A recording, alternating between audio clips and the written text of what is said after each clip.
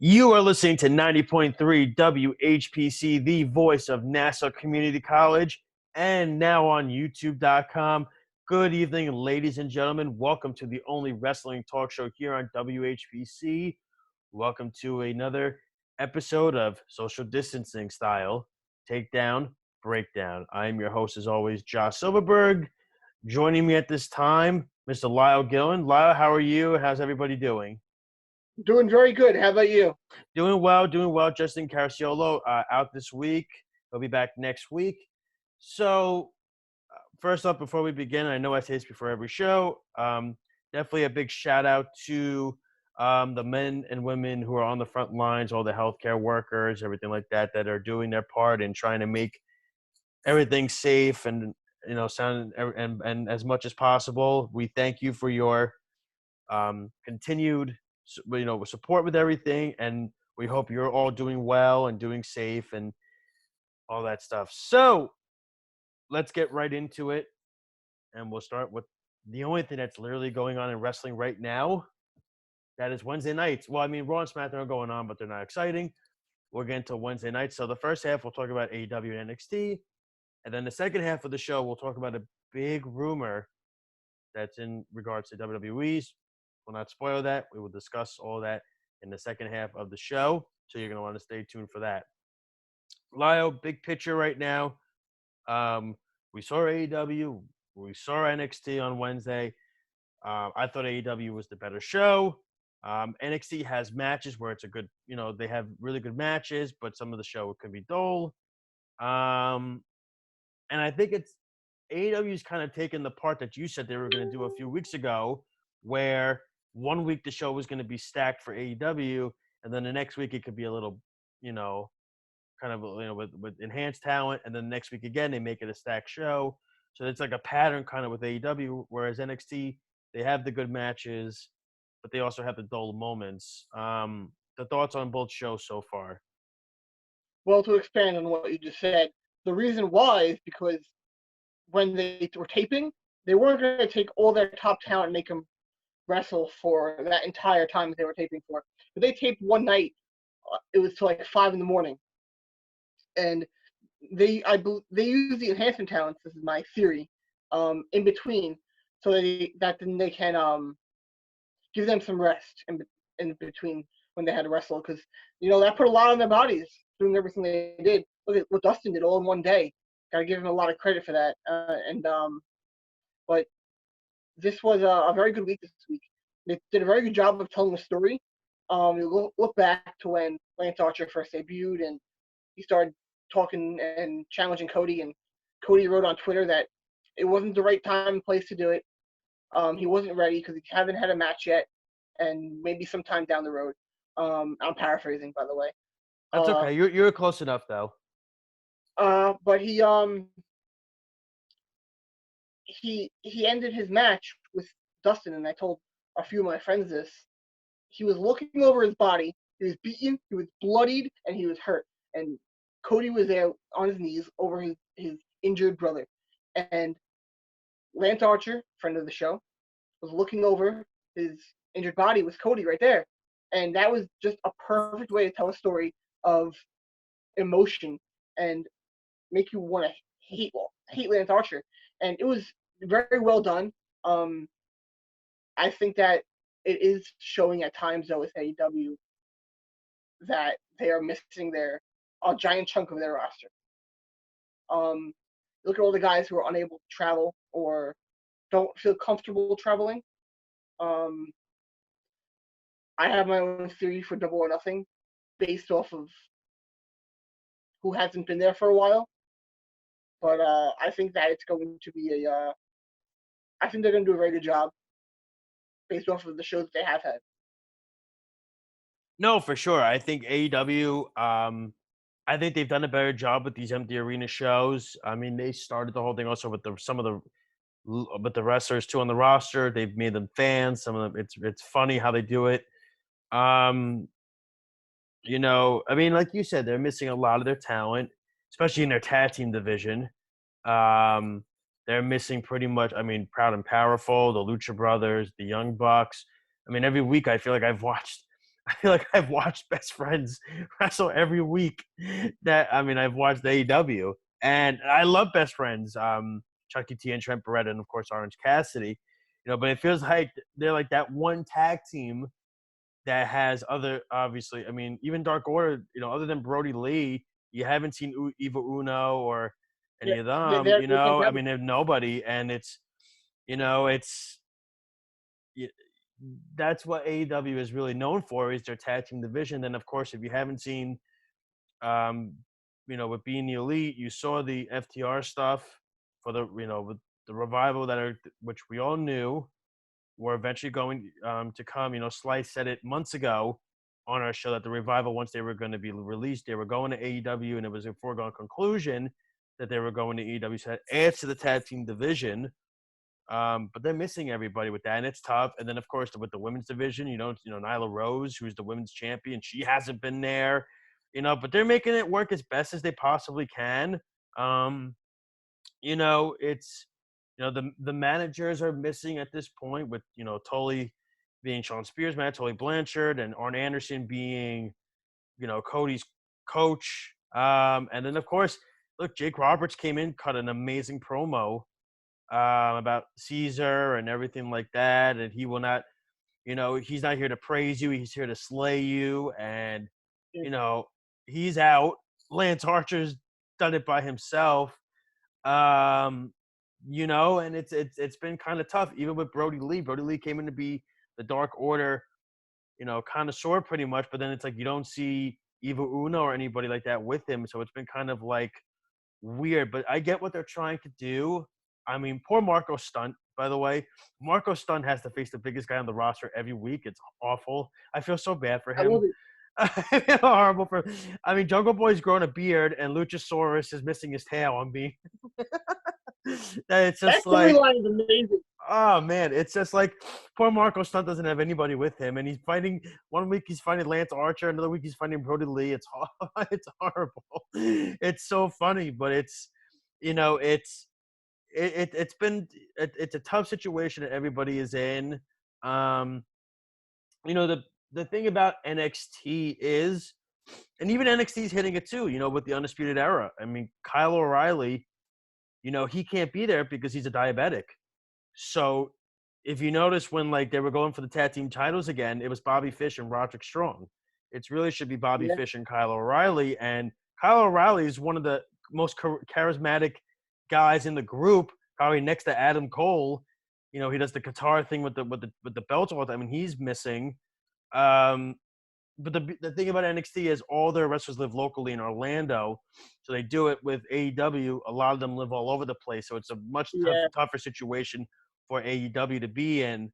But the interesting thing is, I think AEW's done a great job. I think they're way more advanced. I think NXT has taken, and that's not a bad thing, that they've taken some ideas of AEW's where I know I said it a few weeks ago. Edge said in an interview, I don't understand why the wrestlers, when they're being interviewed, no matter what the show is, and he sees it on every show, why they look at an empty crowd when they should be looking at the camera directly at the fans who are watching you. When you're looking at an empty crowd, it's kind of weird, because who are you talking to? You're not talking to anybody. So, you've noticed that AEW's been doing that like crazy. All their promos have been right at the camera. I mean, remember John Moxley said, don't forget to call your grandma. No, I mean, that was so random. But it's true though.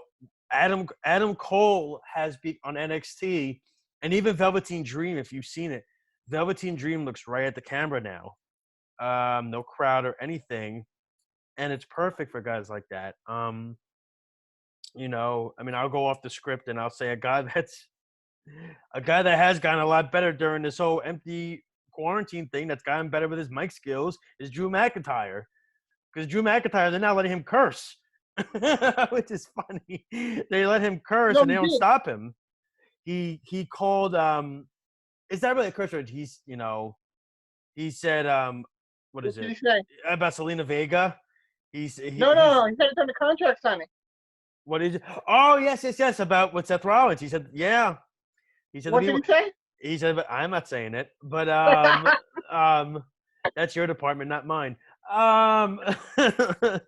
But it's true though. They've now let him open up, and Drew has become a much better mic worker now because they let him to curse. It's awesome. Um, so I've noticed that some wrestlers on both NXT and AEW and even WWE have gotten better mic work during this whole thing because it's a much tougher situation now. He was like, "Oh my god, no, it's not. It's so easy. You're not talking. No, you're talking to people because you're trying to engage them through a TV screen. That's a lot harder than trying to engage them with a crowd, in my opinion, because with a TV screen, people could just change the channel and go click, boom, done. They have to hear you when they're at the show. You don't have a choice. You're stuck with it. And I also think that they've gotten a little leeway with this whole thing. They've gotten some leeway because who's going to stop them? That's the point. Britt Baker has done an amazing job from when She she first has. started Oh, heel to now. perfect. She has gotten way better. When she first started, she felt very uncomfortable, very Yeah, not very confident. She said that she was never a heel before, it's so she perfect. didn't really know what to do.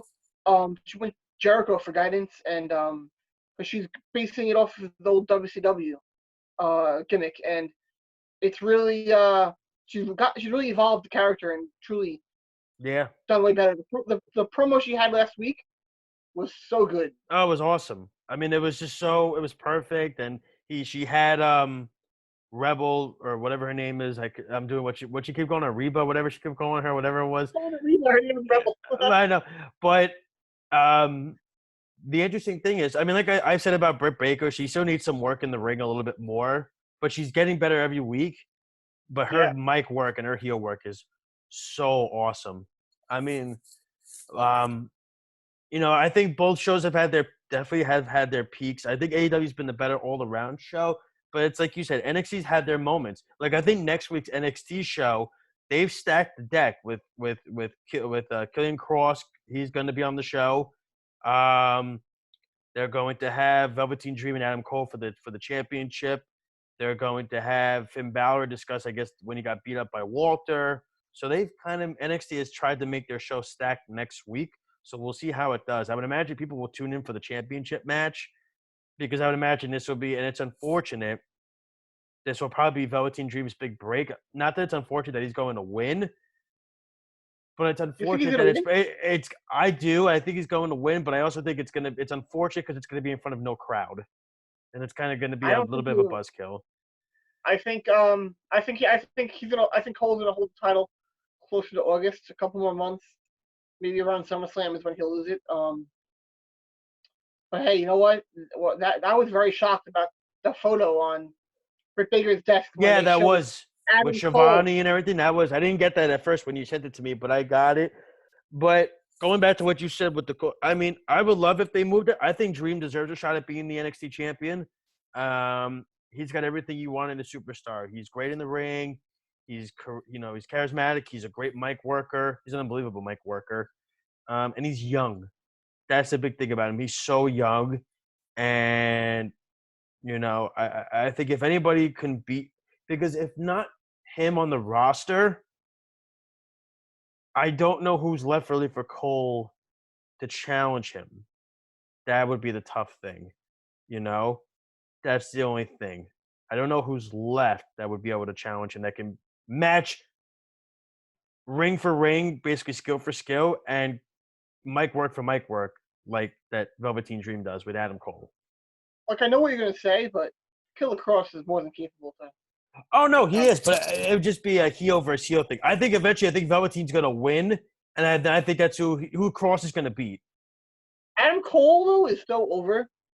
Yeah, he's technically on paper a heel. He's so over that, and there's no crowd, but he's so over that it's essentially not heel versus heel. They won't do it though, because that's how Triple H has always been though with NXT. He doesn't do heel versus heels and everything like that. He always does face versus heel. He's always done it the natural way.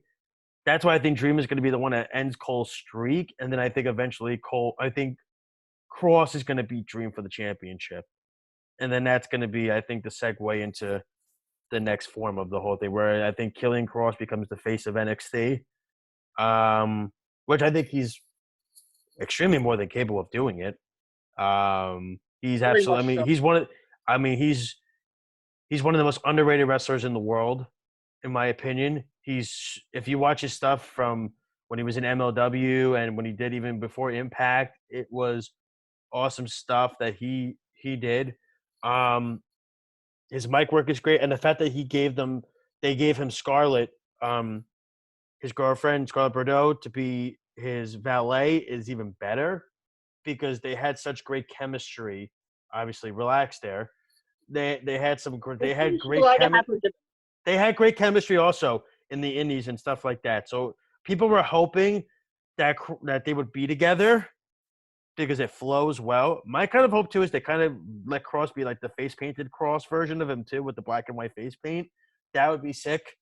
I think that would be awesome. They let him do that. If you go back and watch some highlights of him, used to paint his face black and white, and it was creepy as all you know what. But I'm excited. I'm excited for the rivalry between him and Ciampa. I think Cross and Tommaso Ciampa is going to be phenomenal because those two can. Ciampa could cut a promo and could be a nut job in the ring, and I think Cross that can can be a very good match. equally can be. Ciampa's the perfect guy to make his debut with. I think Tommaso No, Ciampa's the I perfect agree. guy to put him over. He's the perfect guy to put him Now, over. the one thing with NXT which I very much hate that they've been doing is the whole storyline with Rockstar Spud, It's stupid. Drake Maverick. It's I hate it disrespectful, because personally. all the people that aren't there actually did lose their job. Now I don't know if he actually lost his job or not, but um, the fact that they are making a storyline out of it and they're still releasing people, it's just screwed up because now every single time someone gets released, are we gonna know for a fact if it's real or not? Like, are we No, gonna have that's to the have thing. I that don't in the know. back of our head? Yeah. Like, that was the one thing they did when they did shoot on their website. When they put it on their website and someone was getting released, it was a shoot. It was real. And now we don't know in the future. It's just up in the air. And the fact that they're gonna give him all of this, and then most likely he's gonna lose next week and still not go anywhere, and then Yeah. not be able to go anywhere because no promotion is currently working. Like, what? It was kind of weird that he won this week too. It was kind of weird that he won his match this week. I thought that was. It's not fair to Tony Nese, who's actually contracted. I know. And Tony Nese is one of the most talented guys on the roster in the cruiserweight division. That's the crazy Yep. thing. And it's just, you know, really quick. Are you listening to 90.3 WHBC, the voice of NASA Community College, and on YouTube.com with Lyle Gillen? I'm Josh Silberg. This is Takedown Breakdown. Justin Caracciolo out for this week. He'll be back next week. So we were discussing basically the Wednesday night rivalry between NXT and AEW. And I don't even really consider it a rivalry because I think it's a win-win for the fans in general, especially for those that want entertainment and everything like that. Um, I'm tired of people picking and choosing and being marks online saying that you have to pick one or the other. That's so ridiculous. I think you can just like both. I think it's allowed. WWE are the ones well, WWE main roster marks are the worst in the entire world. And I'm sorry if you're listening, that's what you are. But just the stuff they say is so dumb on social media. And I'm mainly talking about the ones on social media that I don't even want to say it because won't be a good look for me. That's But good. I think you know what I'm No, I know what referring you're. to. I know what you're alluding to. Trust me, I completely understand what you're alluding to. I mean, I think you might be alluding to these guys right here. These are the marks right here that are the marks right here, the WWE main roster marks. Sammy and Pedro are definitely those. Come on, that was funny. I think No. that they have the same brain activity as them right now. Yeah, well, Sammy tweeted out today something to Vince McMahon, and Vince McMahon said, "You're fired." And Sammy said, "I don't work for you, so ha."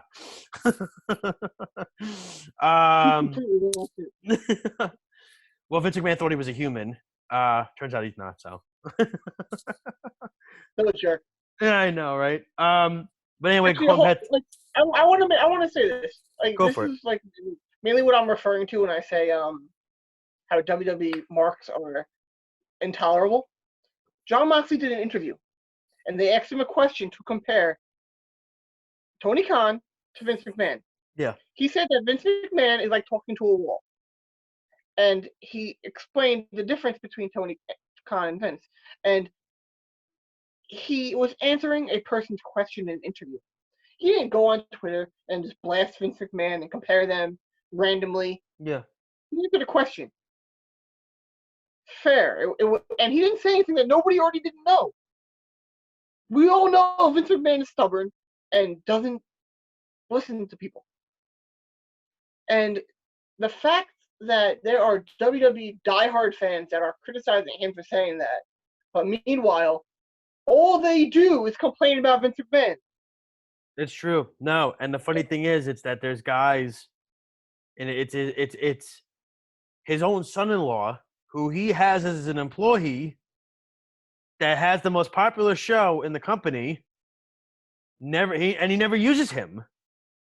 No, you know what? Really, really grinded my gears. I'll say it that way. No Way Jose went off on them on Triple. I was on the NXT Creative and all that stuff. I didn't hear anybody complaining. People didn't even react. I don't even know why No Way Jose though even complained, because he actually got a takeover match. He got to have a takeover match against Austin Aries. Because the gimmick, which I have told you since he debuted, is absolutely it's terrible. Terrible gimmick. And every time someone said, "Oh, how do you like No Way Jose?" His name's No Way Jose. He's not going to go anywhere. But so the thing is, though, is that and if you look, and it's on the WWE Network, what Triple H likes to do is he likes to, when wrestlers first start at NXT, he sits down with, him and his coaches, and he lets the wrestlers, he'll talk to them and say, "What's an idea you have for a character?" Clearly he did not do that. A writer came up with it, and when he first made the approach, he made it seem like it was going to be a catchphrase, "No Way Jose," and he's like, "Oh, okay, that sounds cool." And then a few weeks later, the writer came back to him, and he made it seem like it was actually going to be his name, and he didn't like it. And then, like a week, I don't know how long he said it was. It was a few weeks later. He saw Triple H, and Triple H called him, "Hey, No Way, how's it going?" He's like, "Oh, I guess this is a thing now." Like, he didn't have I agree. in developing his character at all. Yeah. I was very shocked about when I heard that. Because that's something that NXT is known for. It's just... a lot of their guys work. A lot of their superstars work, and that's the annoying thing for me is, Brad Shepard came out I can't even with him anymore. He's Mr. Negative about everybody and everything. He says that he blames NXT for when the guys get called up to the main roster, it's their fault, NXT's, for not having them ready. And I rebutted back at Shepard and I said, well, you can blame NXT all you want, but when the Revival, who had a couple of years ago, they had not NXT match of the year, was rated the match of the year by WWE when they faced Gargano and Ciampa and take over Toronto, and they get called up by Vince, and Vince makes them a joke. How is that NXT's fault? Triple H is setting them up for success. They had match of the year quality, and Vince McMahon doesn't know how to use these guys. Triple H is handing you popular, good wrestlers, very good wrestlers, and Vince doesn't know how to utilize them. Shepard never responded to me after that. Because I said how is it Triple H and NXT's fault when he's spoon-feeding Vince talented superstars? And Vince is not... He gave him Nakamura. If you go back and watch his debut, that place went insane. Yeah. He gave them he gave them Samoa Joe. He gave them Samoa Joe. He gave them Asuka. Look what he did with Asuka. Asuka's awesome now. Asuka's funny. During this whole thing, I will say Asuka is one of the highlights on the main roster when she does the commentary. She is one of the funniest things, though, when she does her commentary. I enjoy it. But it's like, you look back on, I'm trying to think of other guys that, Bobby Roode. Bobby Roode was so over in NXT. He was very talented in TNA. How is Oh, it yeah. that he became a nothing on the main roster? How does that even? Or, what was it? He wasn't called up Oh, to the yeah. main roster, but he was on NXT and didn't do anything. He was on a cruiserweight. Austin Aries. He was on 205 Live, and he did not. He was nothing. But it was interesting. Even EC3 as well. But it's interesting. The thing about Austin Aries is interesting. Justin made a good point about why EC3 didn't really get over in NXT. And it was so funny. I was watching TakeOver Dallas the other day, actually, just for the heck of it. I was just watching it. And I saw Austin Aries versus Baron Corbin.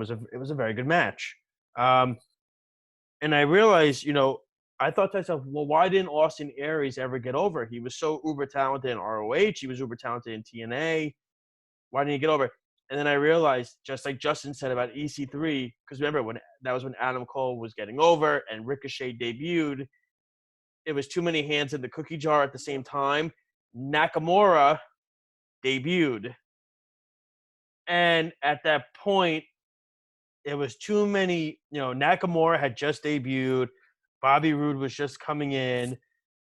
And you had one of the top rivalries in Samoa Joe and Finn Balor for those next few months. It was too many hands in the cookie jar at once. That's why Austin Aries, I felt, just never got over.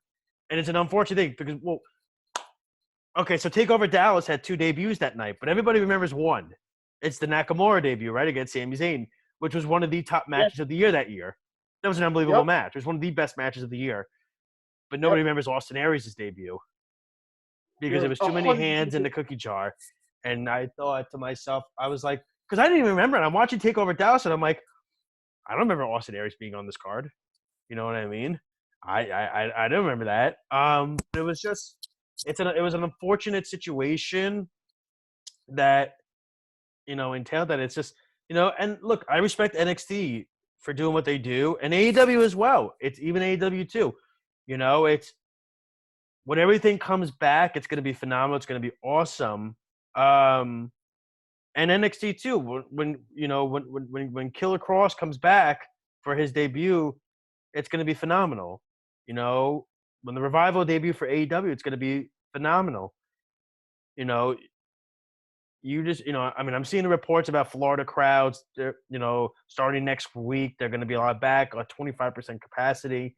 But I don't know. It's not going to happen. First off, I think it's a silly thing to even think about, predict. 1, 2, I don't see why the wrestlers would even want that because you're going to perform at 25% capacity. So a 10,000 seat arena is going to have 3,000 people in it, and they're all going to be spread out.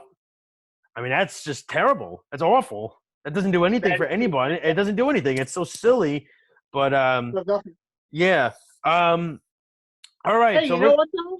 Yeah. You know what though? The Florida Panthers, they'll be fine. They can go. They don't have anybody shut up. And they'll probably have more than they usually have. I hear you. All right, guys. We're going to take a quick break. So when we come back, we got the second half of Takedown Breakdown. Lyle and I have heard about this interesting rumor that's being involved. I'll give you a hint. It could involve Mickey Mouse. Take that for what it's worth. You're listening to 90.3 WHPC, the voice of Nassau Community College, and on YouTube.com. This is Takedown Breakdown. We'll be right back.